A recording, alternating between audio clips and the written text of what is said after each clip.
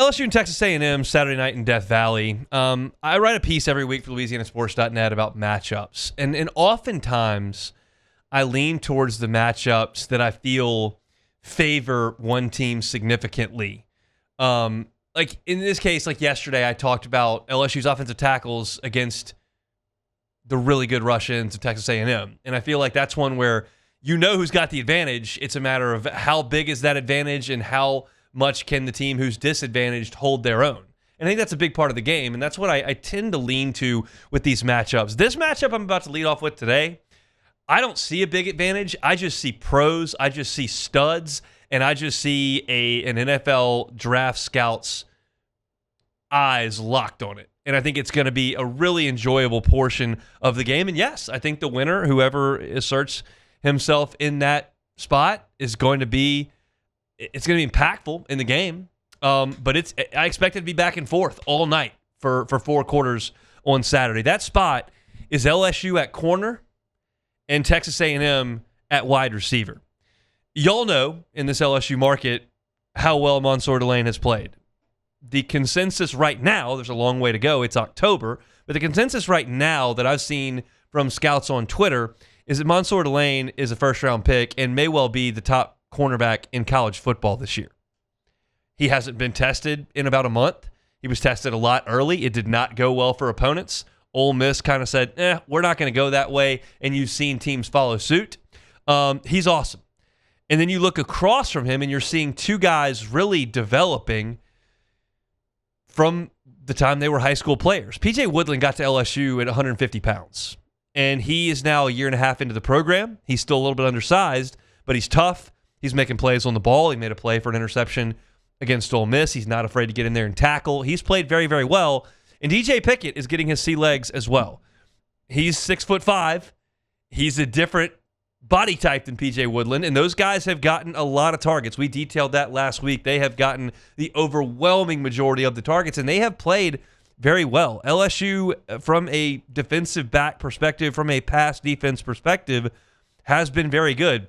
LSU's 5th best in the SEC in terms of 20-plus yard passes given up. LSU's 4th in the SEC in yards per attempt allowed, and 4th in the SEC in completion percentage allowed. It's certainly a strength for LSU. But the guys out wide for A&M are absolutely strengths as well. And they're portal guys that Mike Elko and Colin Klein identified, and they have been absolute hits. They went and got Casey Concepcion from North Carolina State, one of the most sought-after wide receivers in the transfer portal. They went and got Mario Craver from Mississippi State. These guys have been stars. Craver leads the SEC in receiving yards. He leads the SEC in yards per catch. He got a huge bump from that at Notre Dame when he took one over 80 yards for a touchdown, but it was a heck of a play when he did it. He caught it running down the left sideline, made 2 guys miss in a broken tackle situation, and his speed on tape is absolutely something to see. He is a home run hitter whenever he gets his hands on the ball. Concepcion is plenty fast, but he's quicker than he is fast. He gets into creases. He makes guys miss in space. He is a really good punt returner for Texas A&M, and he's 2nd in the SEC in touchdown catches with 6 of them. So you look at Concepcion, you look at Craver. Those are the main 2 guys that A&M is trying to get the ball to. And because of those 2 guys and their elusiveness, their big playability, A&M loves to hit those explosive plays. They're 2nd in the Southeastern Conference in yards per attempt in terms of passing, and they're 3rd in the SEC in 20-plus yard catches hitting those big plays, and that's something LSU's been very good against. So this is going to be very interesting to me because LSU, to me, has not seen elite wide receiver play since Clemson, and Clemson's best receiver went out in the first quarter of that game. They have 2 more that are very good, and LSU saw them the rest of the game, and LSU put the clamps on those guys, but I don't look at Florida having big-time weapons. South Carolina certainly does not have big-time weapons. Vanderbilt used their tight ends. They didn't use the running backs. And you look at Ole Miss, and they've got some guys that can play on the outside, but nobody like Trey Harris at this point. So this is the biggest test LSU will have seen from a wide receiver perspective, but this is the biggest test that A&M will have seen from a DB perspective. Notre Dame has some guys that can play, but the Irish haven't been as good on defense this year as they were last year. So what I'm curious in is because A&M does have a lot of confidence in Concepcion and Craver, it stands to reason one of those guys is going to be standing across from Mansoor Delane on every snap. Do they challenge Mansoor Delane because they feel like they have confidence? Does Delane have a chance to make a play? Or do they just go away from him, go to P.J. Woodland, go to D.J. Pickett, use the other guy, and then lean on the running game? It's interesting. I mean, look, nobody is more confident than Lane Kiffin. Nobody. And Lane Kiffin, and I'm just going off what the broadcast told us during that game, Lane Kiffin decided in the middle of the week, C4 over there, we're not throwing over there. And it worked out fine for Ole Miss. They went up and down the field, had over 400 yards of offense, scored 24 points in that game. Could have probably had closer to 30 were it not for a turnover near the end zone. So it's always fascinating how much your macho attitude matters, because I know a decent amount about Texas A&M's quarterback and these two wide receivers. I know a lot about LSU's DBs. I think the very sensible thing for Texas A&M to do would be to avoid Mansoor Delane. I'm not throwing it over there and letting LSU potentially get a turnover or create an incompletion that gets you behind the chains. Like, I don't see a reason if I'm Texas A&M to go after the best guy. But there's something to that psychologically. I'll always remember this when breaking down football. I can't vouch for this story, but it did come out later on in interviews, so I'm going to go with it. I don't think it was made up years down the road. Nick Saban apparently brought in a sports psychologist before LSU and Alabama played in the national championship game in January of 2012. LSU had beaten Alabama in Tuscaloosa. LSU was undefeated, number one in the country. Alabama got a rematch in the Superdome. And one of the things that the sports psychologist said was, in conversing with Saban, like, if you can get after Seven, which was Matthew, and make some plays on him, that will negatively impact LSU's psyche. If they see the guy who has been the dude get beat, they may not like that.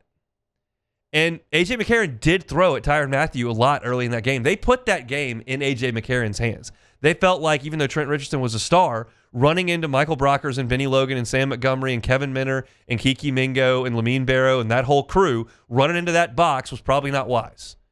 But she thought maybe they could win on the outside with Marquise Mays and those guys out at wide receiver.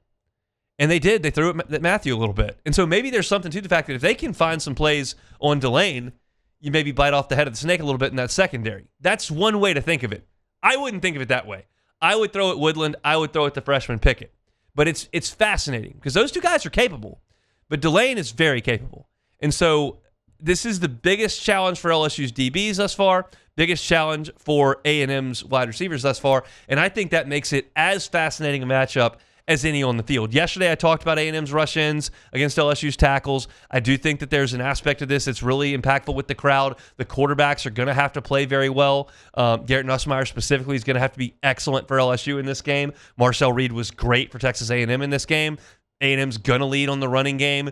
There's a real matchup of strengths with A&M's veteran offensive line against LSU's veteran defensive line. Like, there's a lot on the field that's worth talking about. None of it really shows the star power like this matchup. And so I think you'll see pretty early in this game how A&M plans to deal with it.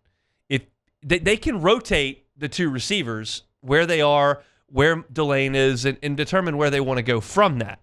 But I think you'll see early and often how often Delane is targeted, because he just hasn't been. He's been targeted 4 times in the last 3 games. And teams are completing way under 50% against him. So if that holds, LSU can eliminate one of those receivers on a lot of plays. That's what you've got to hope for if you're LSU.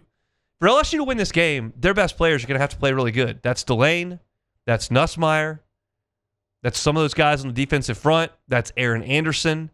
Like, your best plays are going to have to play really well to beat Texas A&M. Delane may be chief among those. We'll see how much Texas A&M decides they want to push that envelope and go at the guy who's playing the best football potentially in the country out at corner. Hey, thanks for watching Hunt on LSU. Before you get out of here, do us a couple of favors. Hit that like button, leave your comments below, and subscribe to the channel for all your Fighting Tiger football talk. See you next time.